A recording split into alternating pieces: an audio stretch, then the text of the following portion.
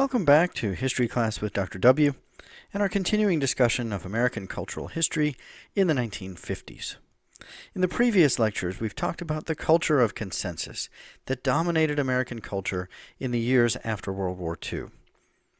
In the last lecture, we began talking about a strong undercurrent that ran through American culture, the counterculture of the 1950s that challenged that consensus. And in this lecture, we're going to continue that discussion by focusing on the counterculture and literature. In the previous lecture, we talked about a number of themes that ran through the dark genre of film known as film noir.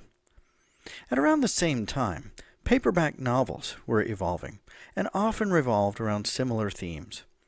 Together, they countered the upbeat messages of patriotism and acceptance of the mainstream American culture. The first pocketbook paperback was published in 1939. These inexpensive paperbacks became favorites with the soldiers abroad, and during the war sold many millions of copies. As the veterans returned home after the war, the market sagged, and publishers attempted to revive their sales. Often this meant turning to grittier, darker, and perhaps more racy books. It also meant putting racy covers on many of the books to sell more copies. Lurid covers with women in varying states of undress became common, and certain ones took on the nickname nipple covers for obvious reasons. The top-selling author of the 1950s was the mystery writer Mickey Spillane, who amazingly had 6 of the top 10 selling fictional books of the decade. His first novel, I, the Jury, was published in hardback in 1947. It sold modestly. When the book went to paperback, though, the publisher graced it with a tantalizing cover of a woman opening her blouse. It sold over 2 million copies over the next 2 years and launched Spillane's career. Over the next decade, each of his next 6 books sold at least 2 million copies, including The Big Kill, that sold 2.5 million copies in its first few weeks. Hard-boiled paperbacks featured urban sin, crime, and corruption, bloody violence, infidelity, and a grim view of a fast-moving, dangerous modern world. One small-town sheriff, who was also a killer, commented, "We're living in a funny world. The police are playing crooks in it, and the crooks are doing police duty. It's a screwed-up, bitched-up world, and I'm afraid it's going to stay that way." It's no great surprise that the paperback industry, just as Hollywood, was investigated by Congress.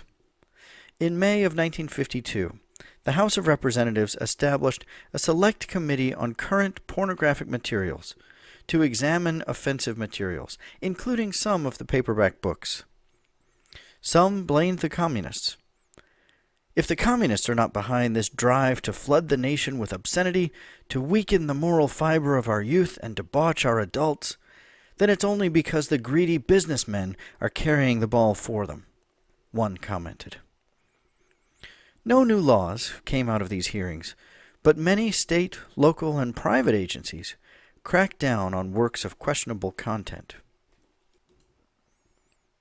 Comic books also saw a shift in direction after World War II. Superheroes like Captain America and Superman were a little out of place in the post-war setting, and readers craved edgier content. DC Comics began publishing crime and romance titles, which quickly became top sellers and were copied by other comic companies. Comic books were widely read by all ages in that era, and comic publishers began marketing to more adult audiences. Comics also increasingly began marketing sex, enticing male readers with scantily clad jungle queens or other women with bare legs and unnaturally large breasts, some of which inspired the nickname headlight comics. Many comics still reflected the culture of consensus. There were plenty of titles devoted to things like spy fighters or others who fought against subversives, spies, or communists. Still, there was a strong undercurrent in popular titles devoted to the darker side of society. One disturbing trend to some was a number of comics that professed to discourage criminal or negative behavior, while at the same time filling their pages with pictures of just such behavior. Titles like Crime Does Not Pay and Crime Must Pay the Penalty were almost do-it-yourself guides for the budding criminal mind. There was also a growing demand for horror titles. In 1950, a new company called EC Comics introduced Tales from the Crypt and The Vault of Horror. EC initially stood for Education Comics, and the early titles from this company were educational, related to Bible stories or American history. The creator was Max Gaines.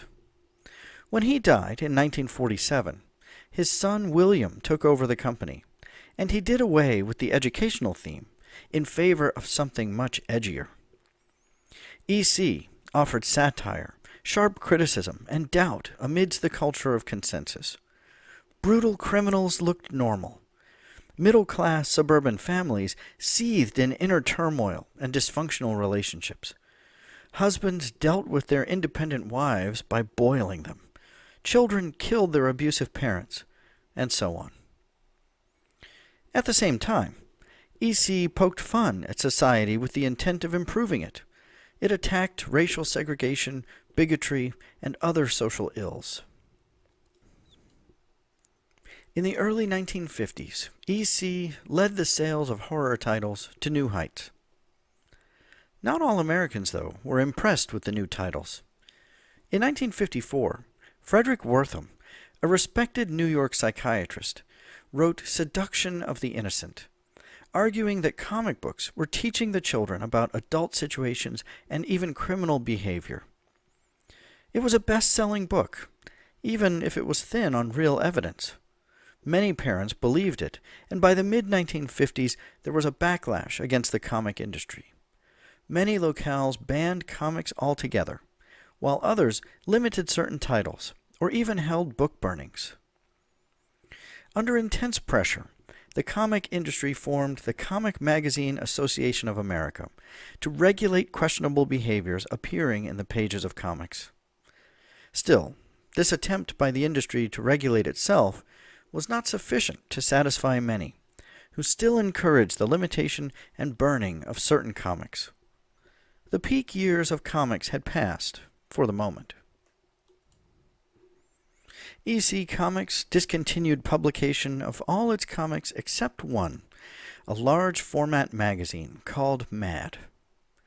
Mad took a wholly self-deprecating approach and spared no element of society from its biting satire. It remains in publication today. And you get a sense of the tone of Mad Magazine from the title and the captions on the cover of this one. That thing, that slithering blob coming toward us, what is it? It's Melvin. In our next lecture, we'll talk about the continued countercurrent running through American culture in the post-war years, looking at things like country music and some examples from film and television.